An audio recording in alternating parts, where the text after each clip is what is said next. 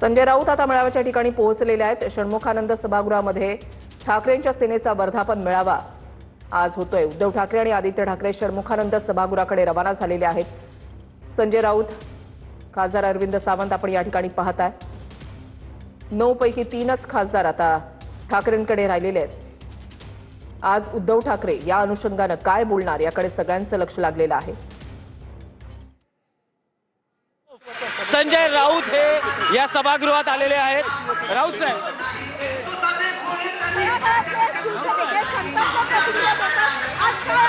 राऊत साहेब, आजचा जोर पहा म्हणजे कळेल।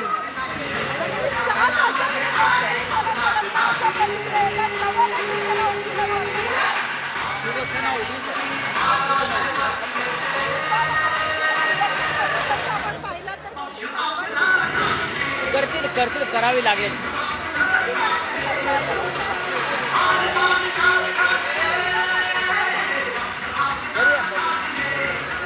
राऊत साहेब, इथे सभागृहात शिवसैनिकांनी तुमचं उत्स्फूर्त स्वागत केलेलं आहे। जे 3 दिवस तुम्ही दिल्लीत किल्ला लढवत होतात, जोरदार स्वागत झालंय।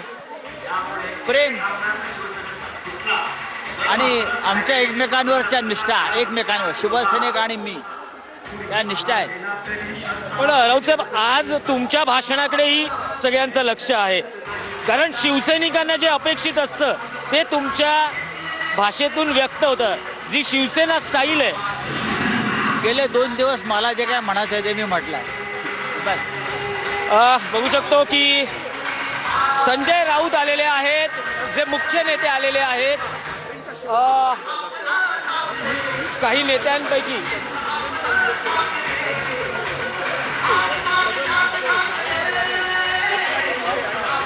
षण्मुखानंद सभागृहामध्ये हा जो सोहळा होतोय, या सोहळ्याकडे सगळ्यांचं लक्ष लागलेलं आहे। उद्धव ठाकरे काय बोलणार, कुणावर तोफ डागणार, शब्दांचे वार कुणावर होणार याकडे सगळ्यांचं लक्ष लागलेलं आहे। 2022 मध्ये शिंदेंनी बंड केलं, 40 आमदार 12 खासदार फुटले। त्यानंतर 2च दिवसांपूर्वी 2024च्या निवडणुकीमध्ये ठाकरेंचे जे 9 खासदार निवडून आलेले होते त्यापैकी 6 खासदार फुटले। आणि त्यानंतर आजचा हा 60वा जो वर्धापन दिन सोहळा साजरा होतोय, तर या वर्धापन दिन सोहळ्याच्या निमित्तानं उद्धव ठाकरे काय बोलणार याकडे सगळ्यांचं लक्ष लागलंय।